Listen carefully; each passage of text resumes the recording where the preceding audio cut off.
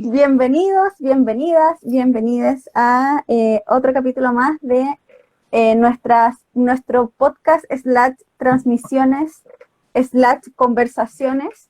Lo personal es político. Somos Coca, Dani y Camila, somos amigas, somos psicólogas de profesión y somos lectoras. Y hoy es nuestro último capítulo de la segunda temporada. ¿Sí? Baile de celebración de que llevamos una segunda temporada completa. El día de hoy vamos a estar comentando el libro de Rita Segato, La guerra contra las mujeres. Como siempre, este es un insumo para reflexionar nuestra pregunta central de todos los días que nunca logramos responder completamente y todos los días cambia, ¿cierto? Que es en qué medida y de qué manera lo personal es político. Dos puntos, análisis desde el feminismo. Eso lo inventamos ahora. Queríamos recordarles, como ya venía anticipando la Coca, que todos nuestros otros capítulos de esta segunda temporada y del año pasado de nuestra primera temporada los pueden encontrar en nuestro perfil de Instagram, en YouTube y en Spotify. Nos pueden encontrar como Lo personal es político con símbolos de pregunta, porque la otra vez nos estuve buscando y hay otro que no tiene símbolo de pregunta. El nuestro tiene símbolo de pregunta, ¿ya? Porque esa es el objetivo en esta pregunta sin respuesta, al menos definitiva, con cada nueva lectura. Eso, Rita Segato, La guerra contra las mujeres. Y el logo, también está nuestro logo que está aquí arriba, el rosadito moradito, de unos libros caminantes. Sí. Así nos pueden encontrar. Eso vamos a hacer hoy y nada, le dejo la palabra a la Dani que nos va a hablar un poquito de Rita Segato, nuestra vecina argentina. Bueno, Rita es Leo, es el tema central de esta discusión, porque se autocita mucho y ahora entendemos que ¿sí? Como que wow. 14 de agosto de 1951 es escritora, antropóloga y activista feminista argentina, es residente en Brasilia y Tilcara.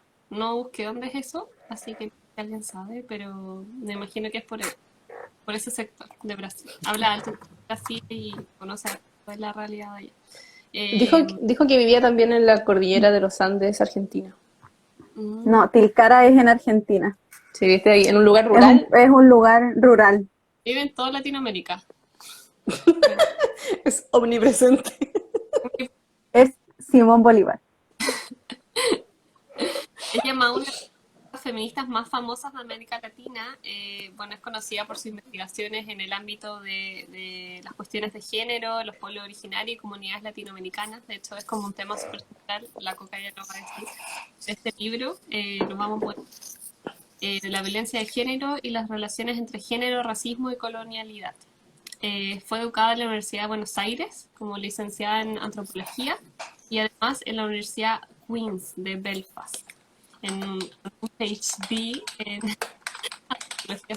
Es como un doctorado según yo, no estoy y para nombrar algunos premios, solo tengo uno, pero ha ganado algunos más. El Premio Latinoamericano y Caribeño de Ciencias Sociales del 2017.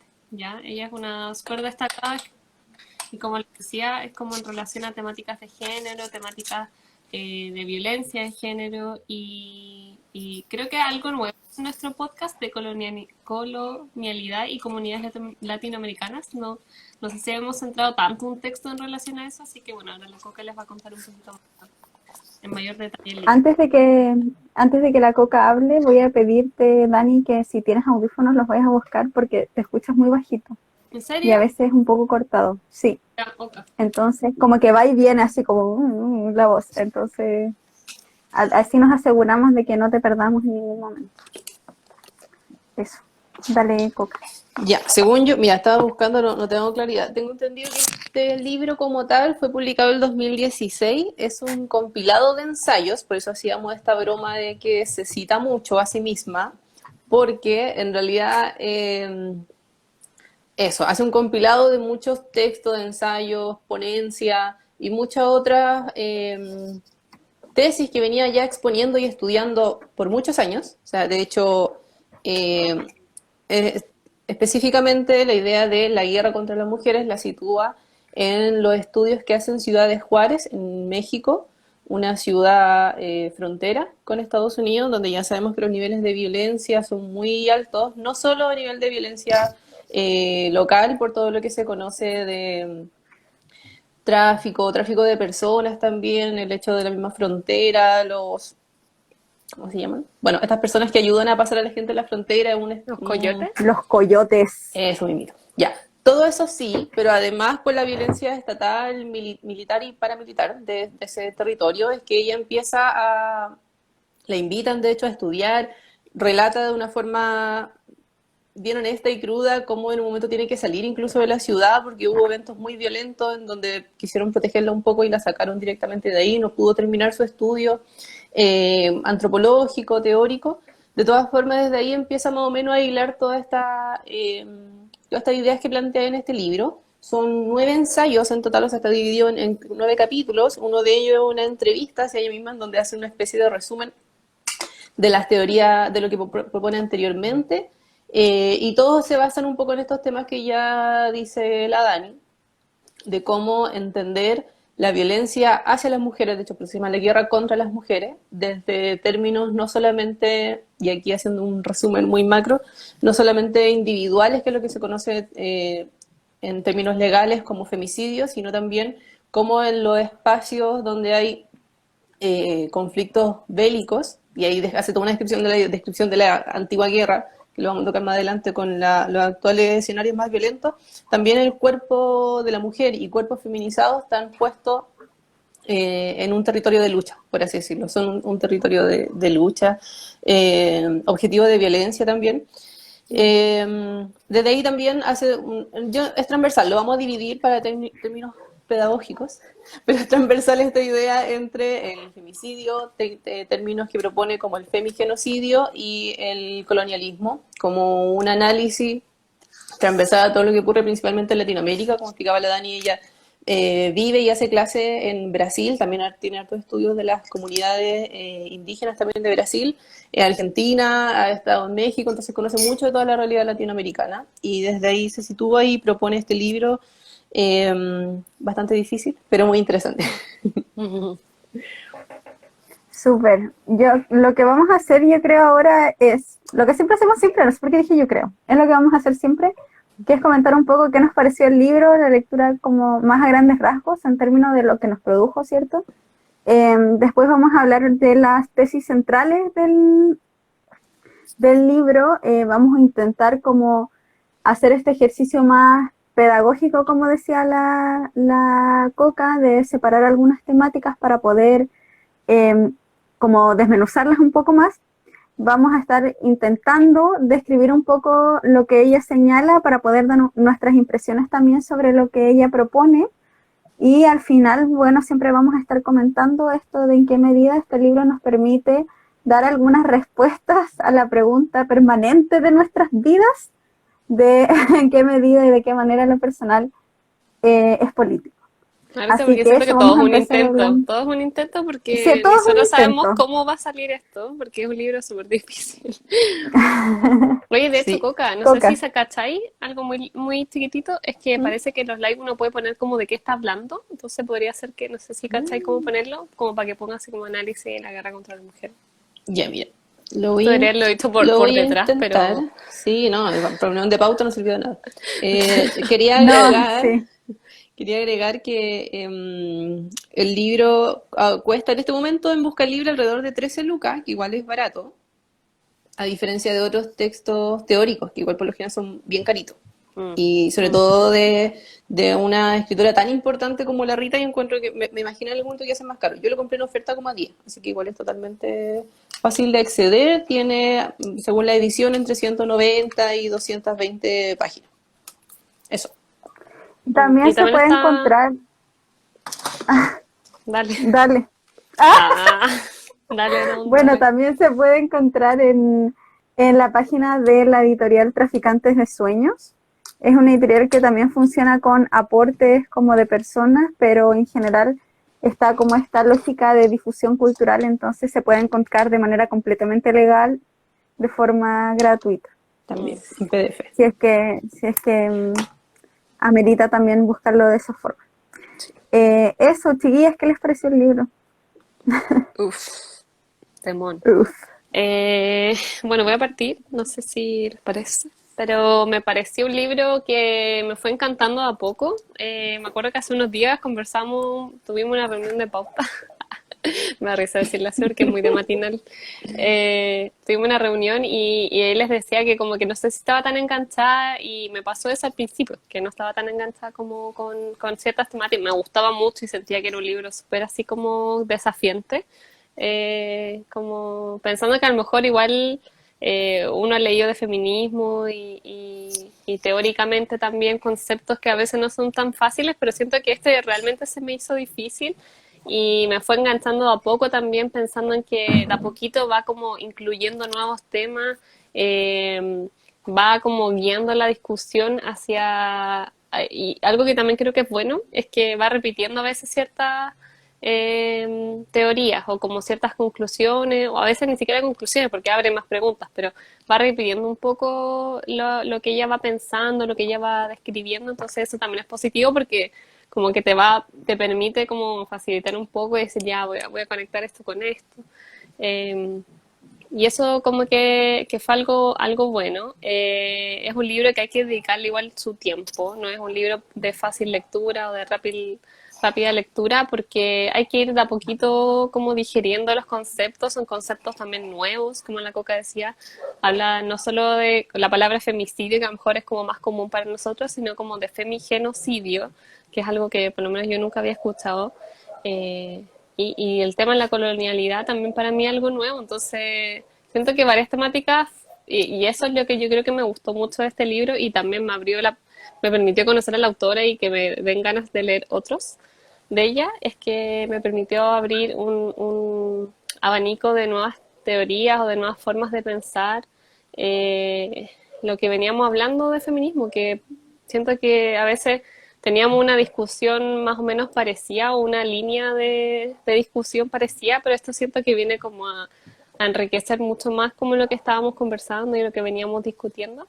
En también pensar las comunidades latinoamericanas o pensar cómo eso se da en la realidad chilena, que no siempre es fácil hacer esos enlaces y no sé si lo vamos a hacer o lo vamos a lograr, pero definitivamente creo que abre la posibilidad de, y eso me gustó mucho. Como que me deja más preguntas, en verdad. Sí, a mí también me pasó, ya lo he comentado en otros capítulos, yo por lo general leo en la micro, porque viajo mucho en micro, entonces me encanta leer en la micro, siempre lo he hecho, pero claro, hay textos que los disfruto mucho y otros como este que me costaba más, porque igual no es la misma concentración que estar en la casa abrigadita con un café.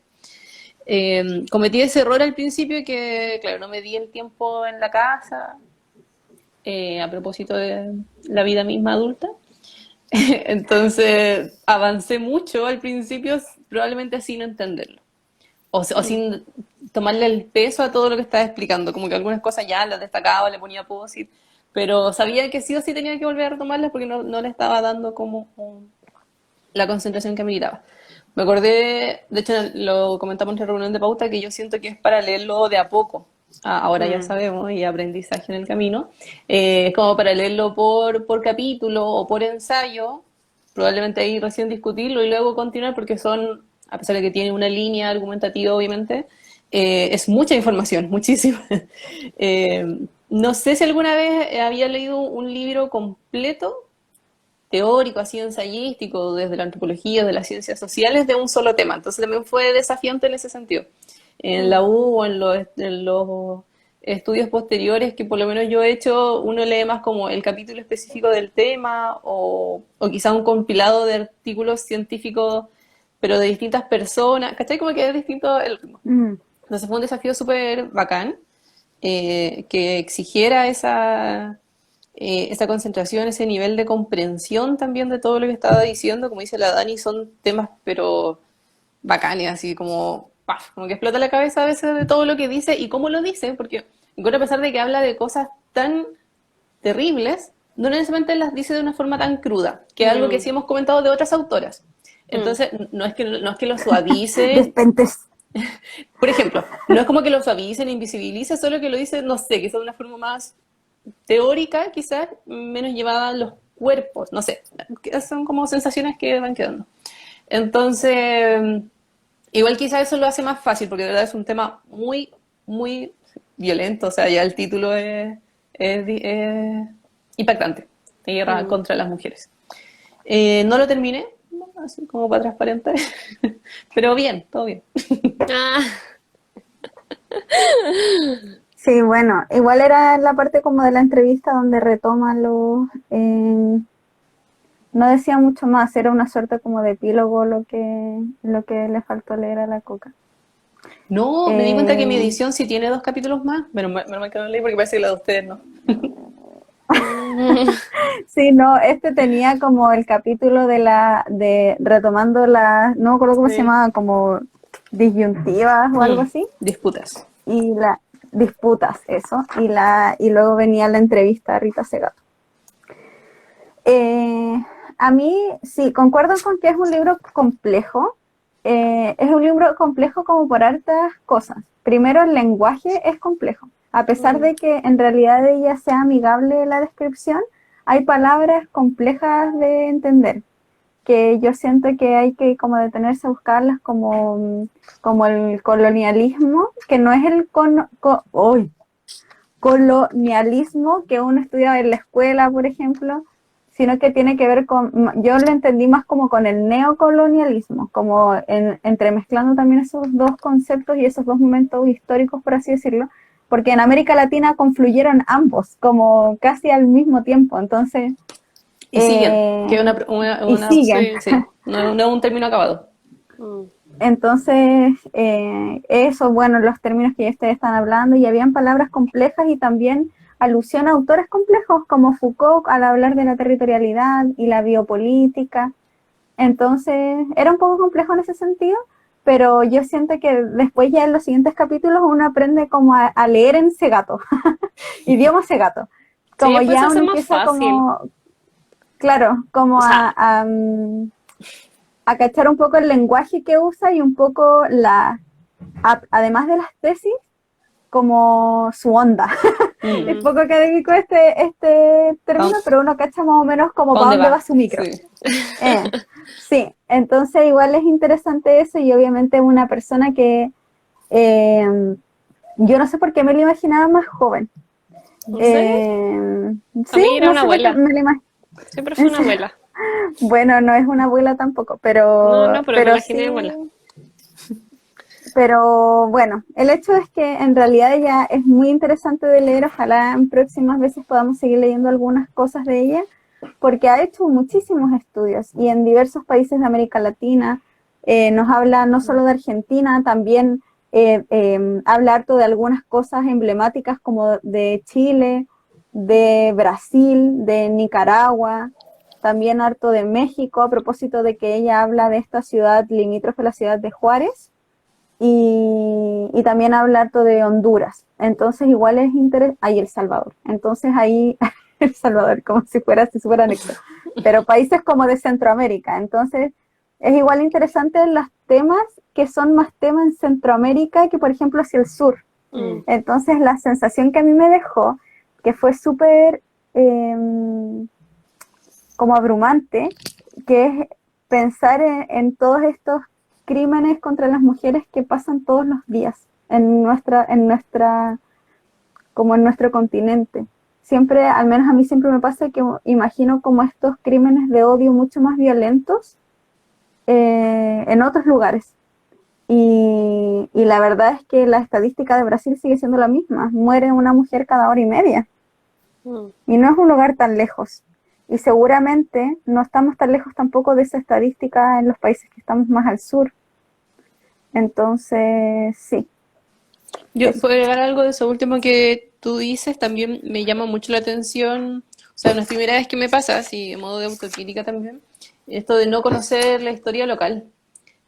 Mm, Eh, yo, claro, conozco gente de Honduras y Nicaragua y desde ahí sé como desde la propia experiencia, pero no necesariamente qué está pasando hoy o por Mm. qué pasaron que llegaron a estar así. Y por eso lo digo como autocrítica, me da un poco de vergüenza saber, aunque ya no me acuerdo nada, pero haber estudiado la historia de los griegos, ¿cachai? Y no entender qué está pasando en Latinoamérica. Obviamente una crítica al sistema educacional entero y personal por no dedicarme a conocer eso. Y cómo también se cruza este tema de las violencias. Como tú decías, también me dejó un poco esa sensación como, oh, qué lejano esto, porque en Chile no pasa tan evidentemente, no digo que no pase nada de lo que describe. Yo creo que sí. Sí, obviamente, como en todo el mundo, hay un nivel de violencia bien alto, pero quizás no es tan evidente como para, por ejemplo, pensar en que la mayoría de los países de Centroamérica tienen migración forzada a propósito del estado en que se encuentren, ¿cachai? Uno de ellos es, por ejemplo, la violencia que existe dentro de los países, tanto entre civiles como a nivel estatal. Entonces, no estamos ajenos de ello pensando que estamos en un momento crítico en Chile a propósito de la población migrante que sigue ingresando. Mm. Ah, silencio. Dale, Dani, tu momento, tú Ah, introduces ya. la siguiente Chuta, parte. chuta. Ah. No, que algo que nos costó mucho pensar fue como la estructura de esto, porque como les decimos, es un libro complejo y tiene muchos temas. De hecho, yo creo que da para harto hablar este libro. Pero pensamos comenzar hablando con respecto a cómo el mismo libro va planteando los temas. En primer lugar, la Rita habla de cómo en las guerras bélicas, como no sé si alguien me recuerda el año o la fecha como más histórica, pero pensando como tiempos Desde de guerras tribales. desde guerras tribales, no sé qué significa, eh, Entre tribus. entre Entre tribus, tribus. entre tribus, cómo ahí se da una dinámica también de violencia hacia las mujeres, en donde pensando estos dos pueblos que luchan o que están como en disputa, donde se implanta el odio hacia el otro cuerpo de la mujer, es a través de la violencia hacia ellas. O sea, voy a explicarme de mejor manera. Cuando tenemos dos pueblos disputándose, no sé, el poder de un territorio, por ejemplo, lo que hace un pueblo para eh, ganarle en cuanto a poder y moral al otro, no es solo como hacerle la guerra como físicamente, armas y todo eso, sino también eh, como hacer, o sea, generar violencia hacia las mujeres, o sea, por ejemplo, violarla o hacerlas parte o sea, en el violarla también implica muchas veces embarazarlas como a propósito como lo dice Rita, como de implantar como una semilla, como de forma simbólica de lo que también es el pueblo que está violando.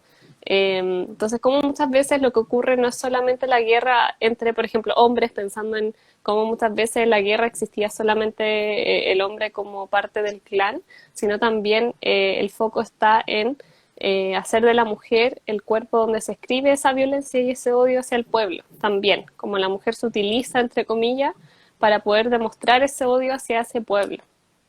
Entonces, lo cual es súper terrible. Como no sé si alguna quiere complementar un poco la idea. Sí, Dale. sí. Ahí igual hay que hacer como la distinción, ¿cierto? Que ella señalaba que ella dice como, yo sentí un poco cuando ella señalaba desde guerras tribales, ¿cierto? Nos da a entender que también es desde la historia como un poco más antigua que conocemos, como intentando hacer esta alusión desde tiempos inmemoriales, en las guerras entre pueblos y después que se transformaron en guerras entre estados, eh, el cuerpo de la mujer ha sido como un botín de guerra, algo que es un daño colateral dentro del mismo y que es simbólico en el sentido de, obviamente tiene un daño material en relación a los cuerpos, ¿cierto? A lo instrumental de que en realidad es un cuerpo violentado, pero también tiene que ver con esto que es una suerte como de otra nueva dimensión de la dominación hacia ese pueblo, en términos de que ahí ella usaba la palabra como inseminar o algo así, y Sí. que tiene que ver con dominar el futuro de ese pueblo también. Entonces, y ahí habla sobre la noción de que eso le demuestra al vencido, ¿cierto? Que el vencedor tiene muchísimo poder sobre él, como que lo dominan todas sus aristas, por así decirlo, como pueblo. Y eso, igual uno se lo imagina muy como tribalmente, pero en realidad pasaba al menos hasta la Segunda Guerra Mundial, como, y Y puede que seguramente siga sigue pasando sucediendo. también, ¿sí? Como que yo creo que, como dice la Coca, hay, a lo mejor acá en Chile, no sé si lo vemos tan, no sabemos si ocurre en algún pueblo también, no sé, como más desconocido, o yo creo que puede pasar aún, como que no, claro, se piensa como algo más del pasado, pero yo creo que de alguna otra forma igual puede estar ocurriendo en estos tiempos. Bueno, en todo caso ella Y lo después describiste igual muy bien, gracias, conceptualiza, Cami. en todo Yo lo caso ella escribí como después el hoyo. igual conceptualiza cómo es la figura de la mujer en estas nuevas como escenarios bélicos, ¿cierto? Como que nosotros no estemos en guerra, al menos como la conocemos desde los libros de historia o como podemos imaginarnos en otros países como en Oriente Medio, ¿cierto? Que son como las guerras más presentes que tenemos en lo contemporáneo, no significa que no estemos en escenarios bélicos. Y ella hace esa distinción a propósito de que habla de esto de los escenarios paraestatales, de las mafias, de todo esto que es como, la palabra es súper poco académica, pero todo esto como país underground de lo que ocurre, como las pandillas, ¿cierto? Las mafias, Las guerrillas también habla también. del mundo como narco, las guerrillas. Entonces ella habla de estos nuevos escenarios bélicos donde también la figura de la mujer cobra relevancia.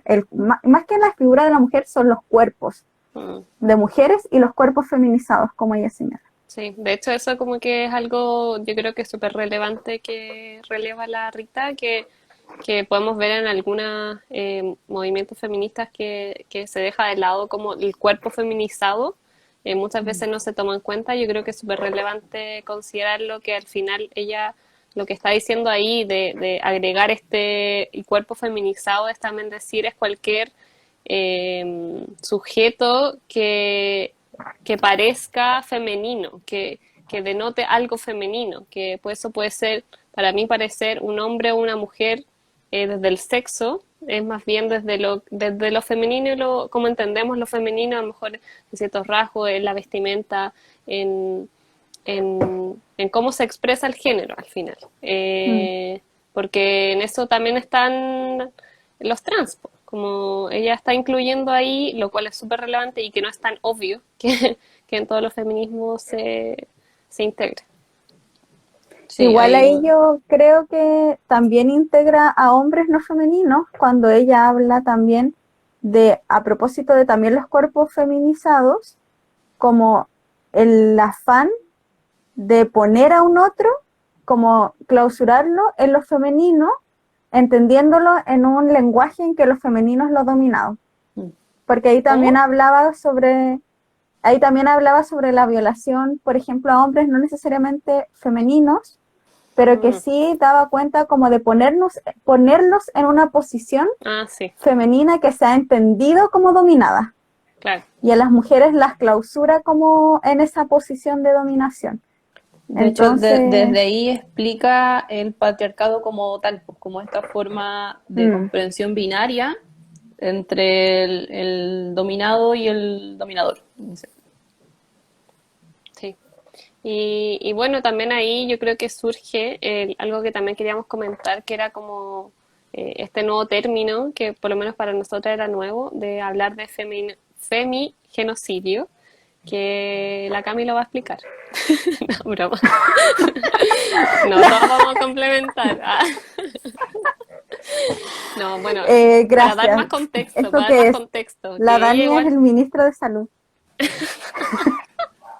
No, mira, sí puedo dar un contexto y de ahí tú explicas. No, ya, no, el contexto como de por qué surgió esta palabra tiene que ver porque al principio, uno no entiende muy bien, pero al principio Rita Segato empieza a comentar como su experiencia en Ciudad Juárez. Entonces, a ver, estos crímenes me están llamando, voy a rechazar. Sí, como que Eh, más bajo. Como, sí, Soy una persona importante. Era mi papá. Es porque eres Se va a Paula enojar. Daza. Mi papá a lo mejor me estaba llamando y me dijo, oye, hice una pregunta en tal lado y me dijeron que tú me la ibas a responder. Eh, el por qué ella como que se adentra a bueno, no sé si es el por qué únicamente, pero ella lo contextualiza así.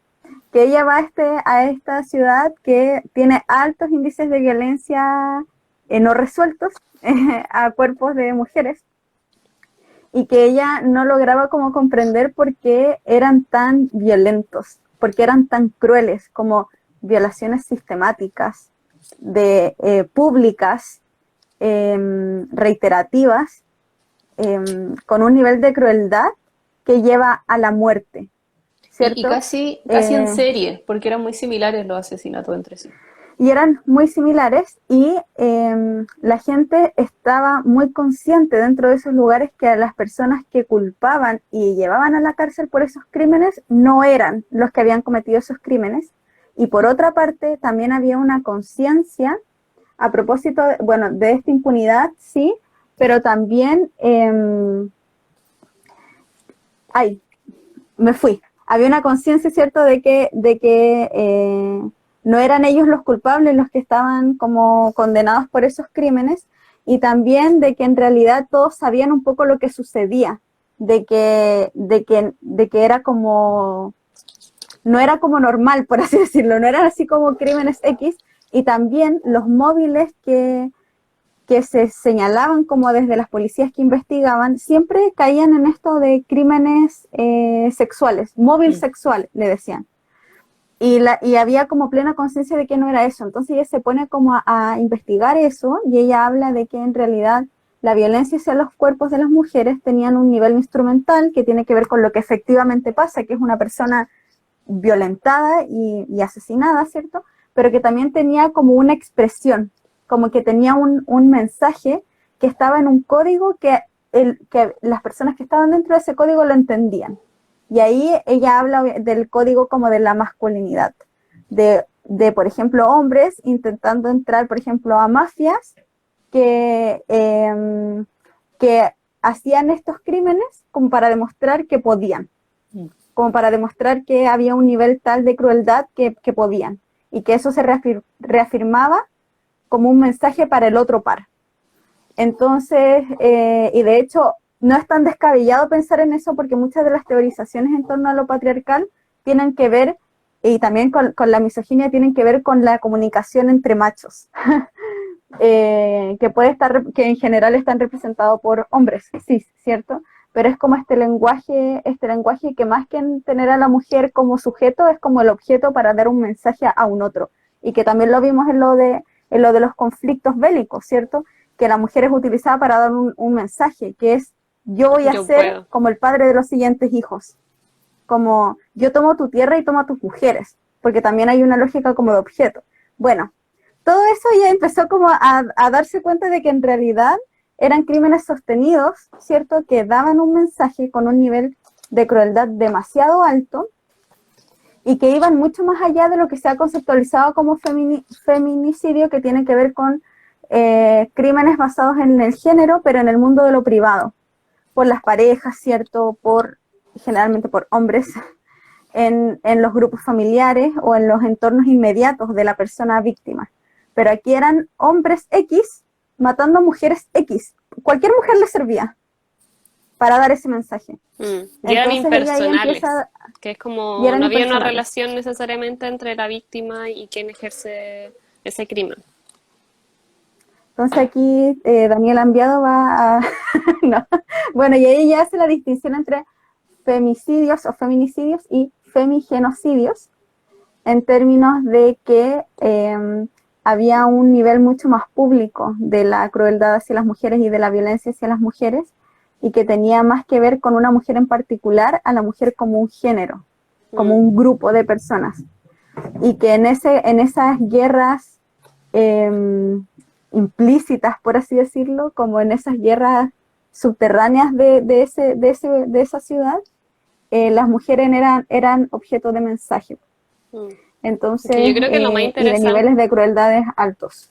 Mm. Yo creo que lo más interesante, yo creo que va a ir saliendo solo un poco el término, pero lo más interesante yo creo que de lo que tú contáis, Cami, y que la autora va relatando en los capítulos es como cómo es importante este término de femigenocidio, no solamente por ponerle un nombre más a algo, sino la importancia de hacer de los crímenes de las mujeres algo público. Yo creo que ese es Sí. como un punto súper relevante de nombrar esto que ella está diciendo, de decir como está pasando algo que no calza en, en el término que conocemos comúnmente como femicidio, que generalmente lo atribuimos a, no sé, el marido, la pareja, donde hay un vínculo entre ambas personas, o desde ella también lo dice desde un psicópata, como que generalmente violenta también por una razón más interna, pero en estos casos que ella va analizando y va revisando desde su estudio, se da cuenta que es otro tipo, pero que tiene que ver con la violencia patriarcal y todo, pero tiene que ver con algo público que hasta el momento no se ha puesto en la mesa y que es como lo que le Ujú. falta a la posibilidad de hacer de y ahí yo creo que se mezcla con lo personal es político, o sea, lo que le ocurre a esa mujer que fue muerta en cualquier contexto de la calle por alguien que no tenía un vínculo con ella y que tiene relación esta persona con un grupo, una mafia, por ejemplo, o con lo pienso, por ejemplo, la manada, un grupo de hombres que entre sí trata de demostrar un poder, porque algo que también creo que es importante de pensar como ella piensa la violación, no solo como decir el hombre quiere violar a la mujer, por ejemplo, porque por un fin sexual de violarla y sentir placer, es demostrarle al otro de al lado, a ese otro hombre, a ese otro macho, que puede hacerlo, que puede abusar de ese cuerpo y que entonces está entrando a una categoría superior, entre comillas, de sujeto. Está entrando a esta E categoría masculina impunemente. impunemente porque no lo estamos entendiendo como tal también desde la ley. Ella también hace una relación súper, que esa parte me costó harto entenderla, pero, pero súper igual importante de cómo también desde la ley es importante tipificar ese término. Por lo mismo que decimos, que no es algo solamente privado que queda entre cuatro paredes, sino que es algo que está afuera y que tiene que si no se hace algo con eso, el patriarcado nunca se va a acabar. De hecho, en una parte dice como, igual se pierde, no lo dice tan así, pero es como se pierde un poco la fe de creer que esto se puede acabar porque hay impunidad. No se está haciendo algo con eso. Yo creo que ahí también, eh, en términos de esperanza, como decís tú, es importante hacia dónde se apunta con esta tipificación, con nombrar las cosas de esta forma distinta.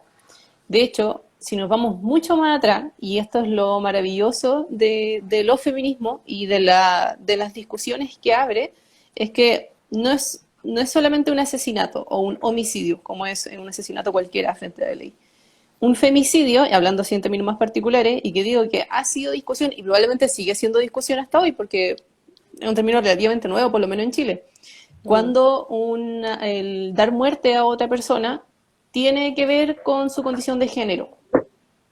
Ya, desde ahí en términos privados, que es lo que diferencia a la Rita en este término, como decía usted, a nivel intrafamiliar, como son, por ejemplo, todos los términos de violencia intrafamiliar, que, porque no decirlo también, los números también son gigantes. En Chile, a la mitad del año, llevamos probablemente el mismo número de muertes que hace 2 años atrás, y eso es macabro y es terrible y también hay que ponerlo sobre la mesa.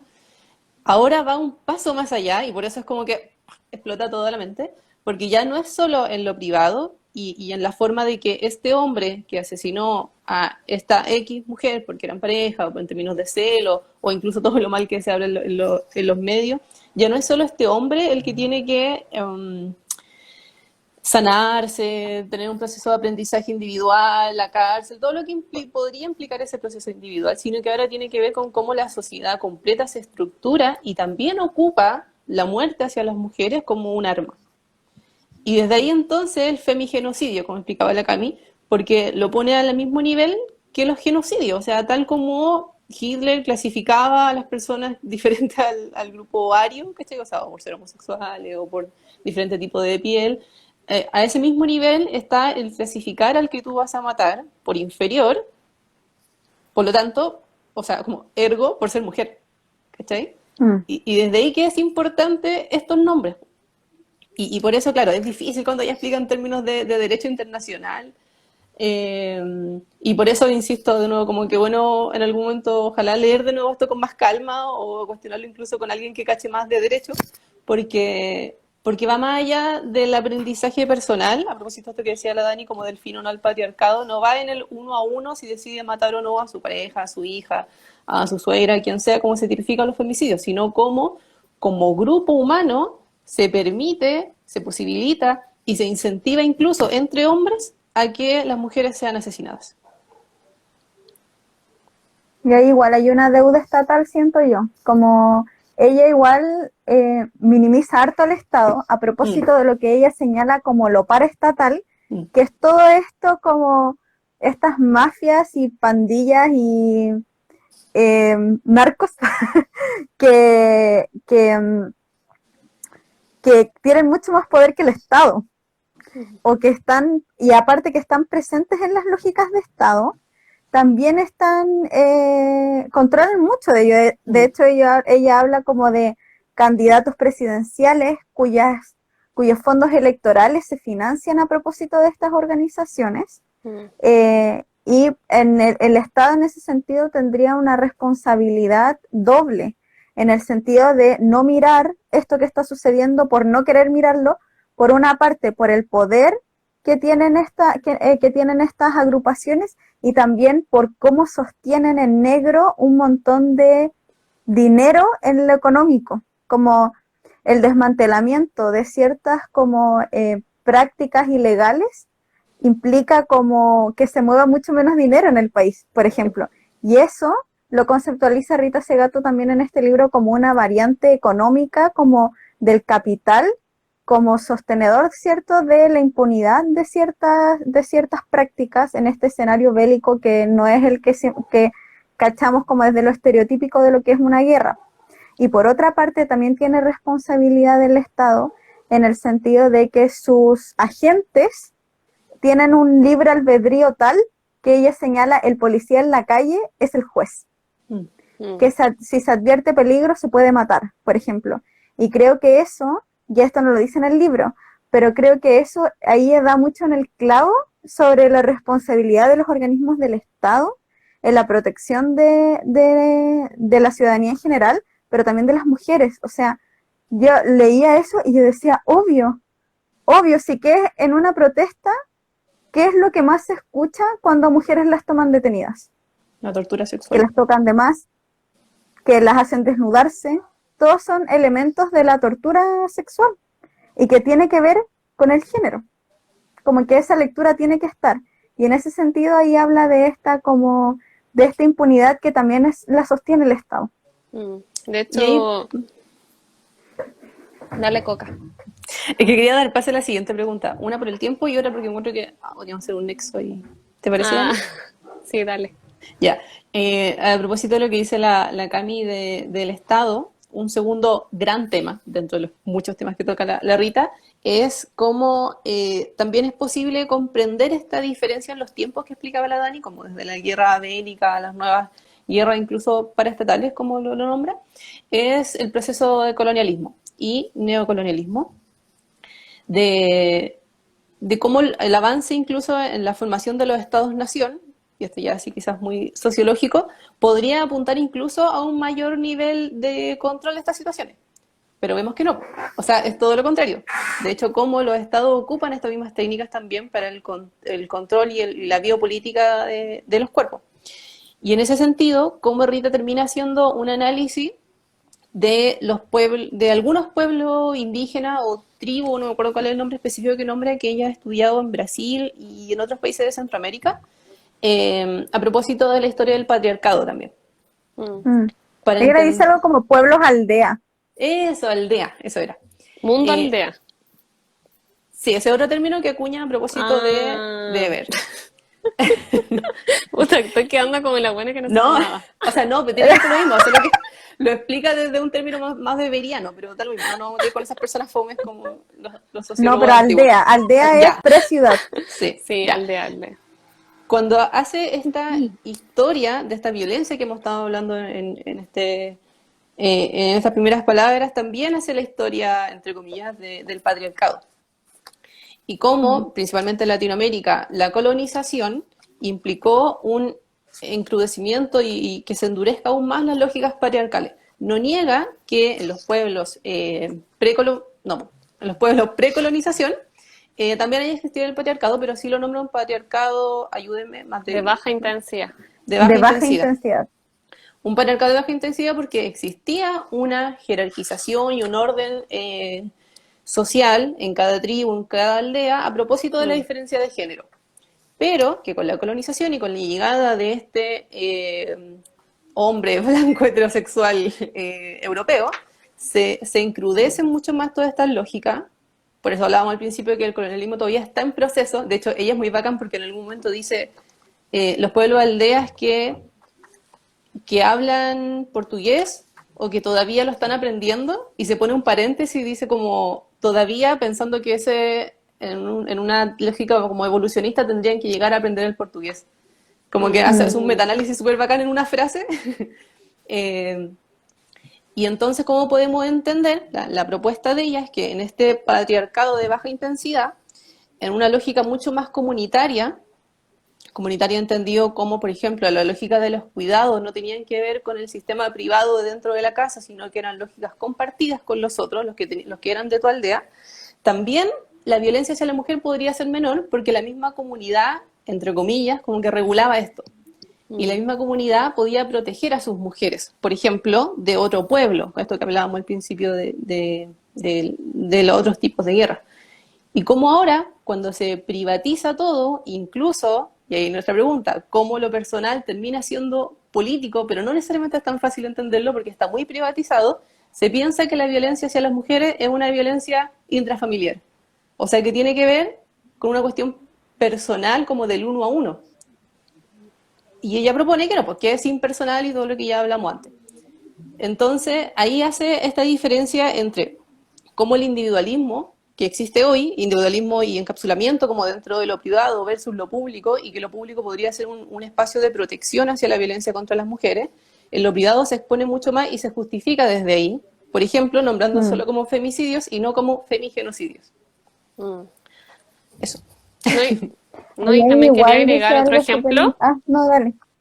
Te quería agregar un ejemplo de lo que dice la Coca, que algo súper como para mí esclarecedor de esto como patriarcado de baja intensidad, porque también desde mi prejuicio, pensando en los aldeas como precoloniales, yo pienso también mucho como, ay, obviamente es patriarcado, a lo mejor mucho más que ahora, como desde el prejuicio de no conocer, y al leer esto, ella habla como un ejemplo súper así claro. Ella dice, están divididos las mujeres en la casa, a lo mejor, en roles como de cuidado, los hombres en lo público, discutiendo la política, pero la diferencia es que en esas como asambleas, o no sé si tienen otro nombre diferente, donde se discute la política, el hombre vuelve a la casa, comparte con la mujer eso que se discutió, y luego vuelven a salir a discutir nuevamente a lo público. Pero ya pasó por la casa, es como que estuvieran en lo público, pasa por la casa a lo privado y vuelve a lo público. Y claro, podemos pensar ahí, pero el hombre sigue tomando el rol público, pero para ellos, pensando desde su realidad, desde lo que a ellos les hace sentido, es algo que a la mujer la sigue validando, como en el espacio lo privado no es denostado, no es mal visto, es parte de la rutina de ellos y cómo ellos han esclarecido sus roles, pero igual la mujer es política dentro de esa aldea, no es solo la mujer que se relega a cuidados y no está en lo público. Está en lo público, a lo mejor no de forma presencial física, pero simbólicamente ella tuvo su opinión ahí. Entonces, algo que, por ejemplo, yo le daba alta vuelta era pensar también cómo muchas veces, y algo que dice la Rita acá, como cómo esas mujeres muchas veces creen que entonces se van a dividir en pensarse, porque se comparan con mujeres a lo mejor europeas que piensan que esto no podría ser libertad, el estar en una aldea. Cómo a lo mejor esas mujeres también tienen esa contradicción, entonces cómo les soy como, entre comillas, infiel a mi comunidad, porque también son parte de eso y también se sienten con la identidad de pertenecer a algo, pero por otro lado también se impone una cierta idea de cómo es ser libre, que a lo mejor a ellas no les hace el sentido que a lo mejor a nosotras nos haría como personas que viven en la ciudad. Es una forma muy, muy, muy diferente de pensar el feminismo y de pensar la libertad, entre comillas, que el feminismo te puede entregar o ciertas como derechos. Para ellas es muy diferente y también eso creo que es súper importante pensarlo, ya sea como profesional o como una persona X, ciudadano, que ejerza en cualquier rol, cómo vamos pensando también las diferencias culturales y cómo también vamos pensando el feminismo en relación a formas culturales que podrían ser menos patriarcales y que muchas veces la tratamos de imponer, como imponemos una cierta libertad o imponemos un cierto feminismo que muchas veces a esas mujeres las podrían trampar mucho más que liberarlas, cuando supuestamente el objetivo que queremos es liberarlas. Sí, es bacán. Sí, Y yo ahí cuando quería se, como con... Ah, como no, sí, cuando se dale. alusiona a esto que decís tú, es como lo que se plantea, por ejemplo, en la nueva constitución en Chile a propósito de la autonomía de los pueblos, que tiene que ver con este reconocimiento cultural histórico de cómo se han regulado y cómo es súper violento llegar a imponer bueno, ya se ha hecho siempre, ¿no? Como llegar a imponer, seguir imponiendo las leyes del Estado-Nación chileno. Y también como desde ahí es importante hablar de los feminismos y no como el feminismo europeo, que es lo que ella pone el ejemplo y que tiene mucho sentido, porque claramente en Europa están en otro nivel de discusión y con otras necesidades también. No estoy hablando de un nivel superior, como que acá todavía en el nivel, como dice ella, evolucionista, como que nos falta llegar, sino que son temas totalmente distintos porque son realidades locales distintas también. Entonces, llegar a imponer el feminismo europeo es igual de colonizador que cuando llegó Pedro de Valdivia, o sea, estamos hablando de lo mismo, igual de violento. Sí, sí. Sí, yo ahí quería complementar un poco que de hecho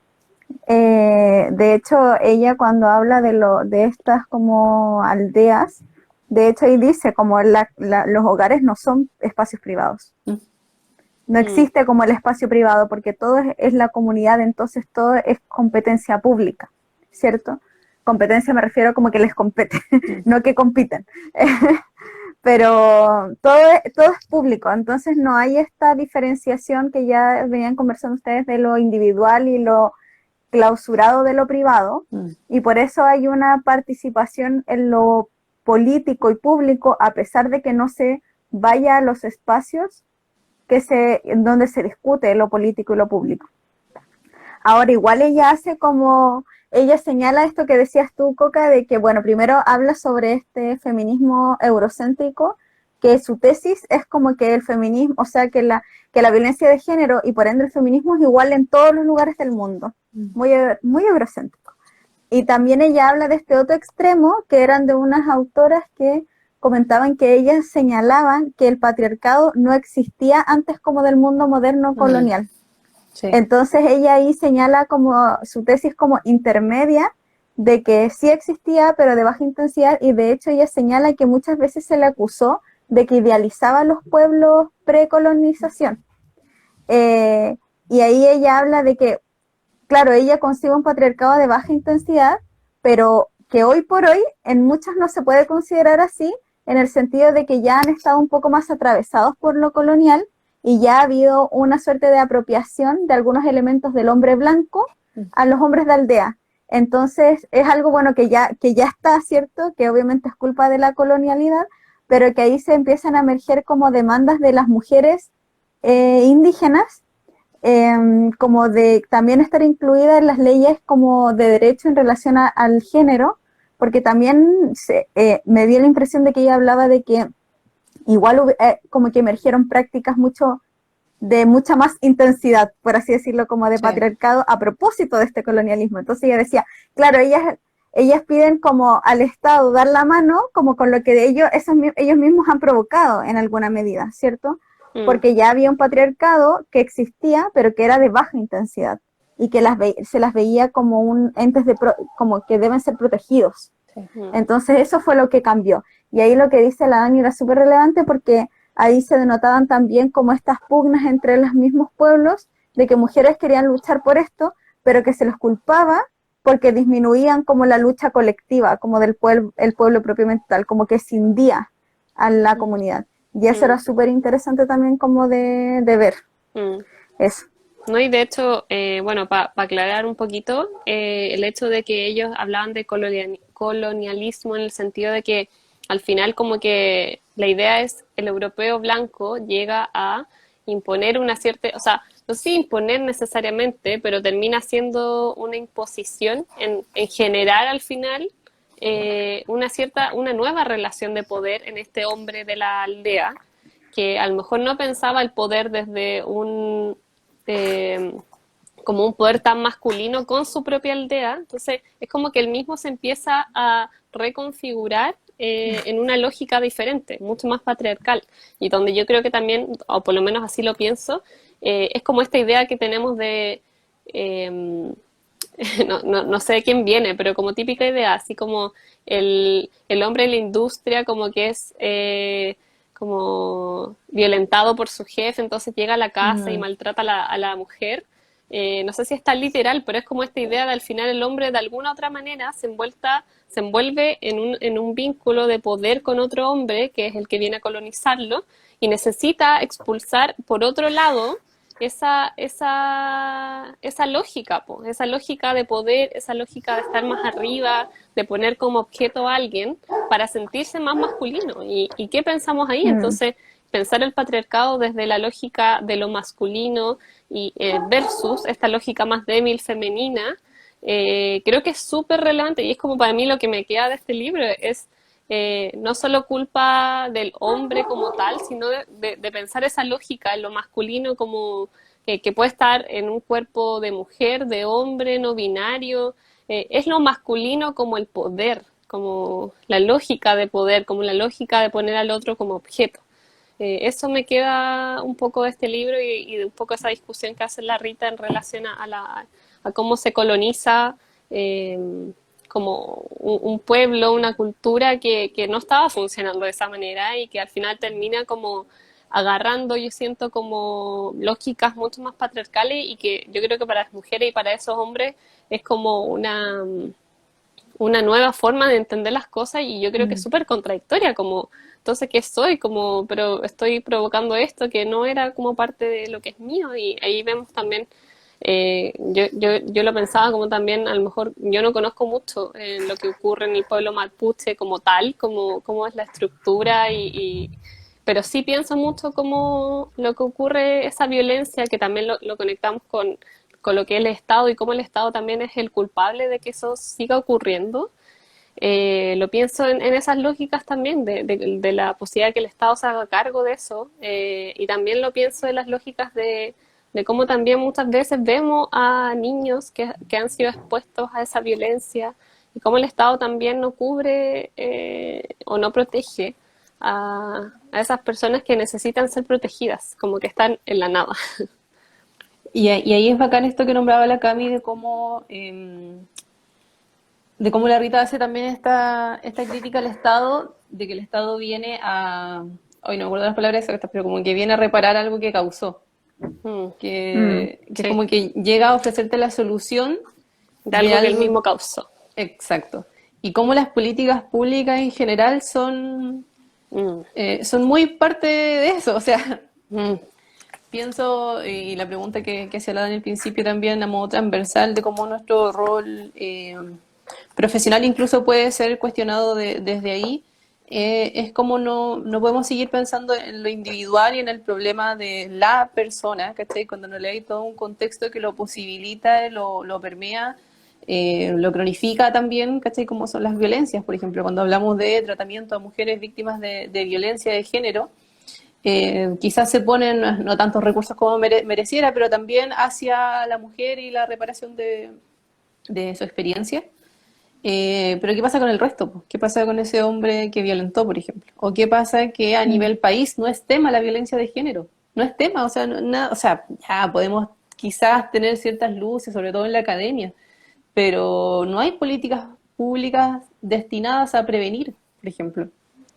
¿Cachai? Y así como existen a Sí, muchos otros grupos, no solo mujeres, también infancias, también a pueblos originarios, que, como tú nombrabas, a nosotros hablamos, y ahora haciendo también un recorrido de lo que yo dije hace 10 minutos atrás, que quizá en Chile no era tal el nivel de violencia, pero el pueblo mapuche lleva militarizado 500 años, ¿cachai? Y al día de hoy, cuando nosotros estamos aquí calentita hablando de esto, hay niños con un arma en la cabeza, ¿cachai? Y hay que decirlo así, y estamos a 3 regiones de distancia nomás, ¿cachai? No es solo el Medio Oriente.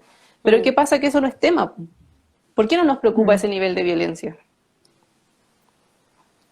Yo creo ahí, Coca, que ¿se acuerdan cuando estábamos eligiendo preguntas? Y dije, esta pregunta no es muy pertinente, ahora me parece pertinente, que tiene que ver con qué nos pasa con la demonización de las teorías de género, sobre todo en el espacio educativo.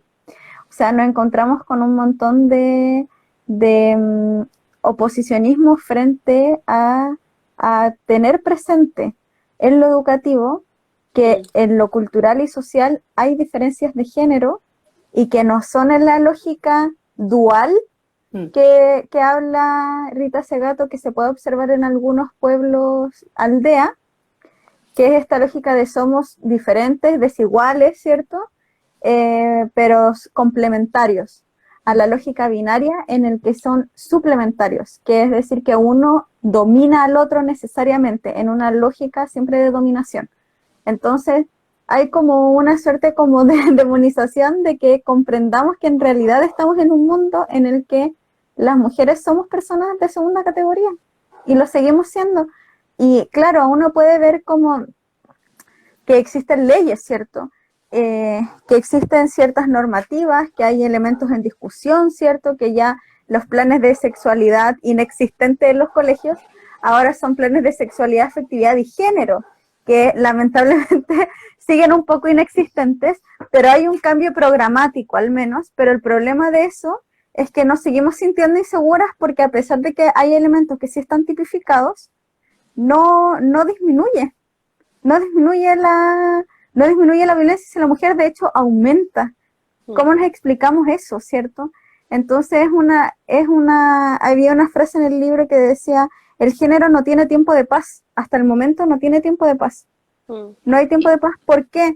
Porque hay cosas que sostienen, y aquí termino, hay cosas que sostienen estas violencias. Hay cosas que son violentas claro, no somos estamos vivas, no somos mujeres asesinadas, pero somos mujeres a las que nos han violentado en la calle. Y quizás lo más terrible de cuando alguien te violenta por ser mujer es que hay un montón de gente alrededor que no hace nada. Entonces ese es un problema, porque es un espacio bélico en términos de que hay alguien dominando a otro, con intención de hacer daño. Y alrededor hay gente sin hacer nada. Y es lo que dice la Coca también, estamos en la quinta región, calientitos y no estamos haciendo nada, ¿cierto? Frente a esto que sucede. Y cómo cómo era el género paz, No tiene paz. ¿qué era? Eso. ¿Qué? ¿No tiene paz? El género no tiene paz. Eso. Como el género no tiene tiempos de paz, menos cuando pensamos en los feminismos interseccionales. O sea, cuando te ponía a pensar mucho más allá que el análisis bacán que hace como de colonialismo la Rita Segato, como el feminismo europeo es totalmente distinto al feminismo que podemos crear y configurar y reconfigurar constantemente en Latinoamérica. Porque ahí sí que no hay paz, porque también se cruzan una montonera de otras variables que dependen de otros contextos, y de ahí no sé a quién se lo escuché alguna vez, así que no voy a citar a nadie y me voy a acuñar esta frase, de que el patriarcado es una lucha previa al capitalismo. O sea, cuando hablábamos unos capítulos atrás, por ejemplo, el feminismo será anticapitalista o no será, como ya, eso es algo igual súper nuevo, porque según todo lo que hemos estado hablando, el patriarcado igual es mucho más antiguo que incluso todas las lógicas socioeconómicas que conocemos hoy. Sí, ¿no? Y de hecho, relevar harto el tema de que sea anticapitalista igual implica que sea público, porque el capitalismo lo que lleva es a lo individual y no a pensar la comunidad. Eso también algo muy bueno ese capítulo. Sí. Que habla la Rita en en un capítulo de pensar cómo el capitalismo ha hecho que todo se enclaustre en lo privado, po. Sí, pues. Y lo terrible que eso puede significar para una persona que vive una violencia, pensarse como responsable de esa violencia y cómo también actualmente se le apunta con el dedo por no salir de ahí cuando vive una violencia que también es parte de todos, como también somos Sí, pues, responsables de eso Exacto. que supuestamente es privado y es individual. El capitalismo nos ha hecho creer eso y creo que es súper importante ir sacándonos esa lógica porque eso también nos hace apuntar con el dedo a cosas que también nosotros tenemos que hacernos responsables. Y eso no significa a lo mejor estar todo el día como antenita viendo que a todo el mundo que le está pasando a todo el mundo. Implica hacerlo parte de las leyes, parte del Estado. No, también no significa nuevamente hacerlo parte del uno a uno, sino de cómo lo relevamos a la política, al Estado también. creo que ya igual hemos estado respondiendo la última pregunta que teníamos para la jornada de hoy, que era cómo este libro nos hace reflexionar sobre lo personal como algo político. Y quisiera agregar como en relación a la frase esta de que el género no tiene tiempo de paz. Una vez leímos un artículo súper interesante en torno a la despenalización del aborto en Argentina y cómo había un gesto como de, uy, se logró, como celebramos un rato, nos vamos a la casa, descansamos un poco porque estamos cansadas después de esta lucha, ¿cierto? Pero sigue, quedan más cosas, uno descansa para volver a tomar aliento, ¿cierto? Y yo creo que la esperanza es llegar en un día en que no seamos cuerpos en disputa, po, que obviamente se aspira a llegar a un mundo más dual, como más plural, ¿cierto? Donde la diferencia no implica ontológicamente dominación. O sea, aquí en el libro se nombraba un teórico que habla sobre que las diferencias, como lo endogrupal y lo exogrupal, como las diferencias culturales, siempre van a llevar como a la guerra y a la necesidad de dominación de un pueblo sobre otro. Y este teórico, de hecho, justifica mucho el racismo como algo inherente al ser humano. Y Rita Segato lo da vuelta y dice, en realidad ponemos cualquier cosa para que haya conflicto, porque el conflicto, entre otras cosas, sirve también a otros negocios, po. O sea, siempre en una guerra, sea una guerra como las conocemos más del libro o las guerras de estos nuevos espacios bélicos, siempre benefician a alguien con capital. Entonces, yo creo que ahí es importante como tener esas reflexiones sobre también cuál es el mundo que queremos y cuál es el mundo por el que estamos dispuestos a luchar como y para nosotras es un mundo feminista, po. Entonces esa reflexión me Al deja a mí final. al menos el libro. Tú Sí, estás chao. cerrando y como que... Es que para quedarnos No, con pero esa lo estaba frase, cerrando. para quedarnos con Sí, esa yo frase, también no creo. digamos nada más, congelado. Sí. Corte. Apaga la luz. Yo quería hacer una reflexión que quizás hemos hecho varias veces, no sé si en este espacio, pero sí en conversaciones más íntimas. Ir mucho más atrás, ahora que la Cami dice como que como esta frase de polera estampada, así como el futuro será feminista. Ojalá algún día ni siquiera sea necesario que exista el feminismo. Y lo hemos hablado en este término, como que nunca haya sido necesario nombrar el femicidio como tal. ¿Cachai? Ahora es necesario nombrarlo y dar un paso más allá y hablar del femigenocidio.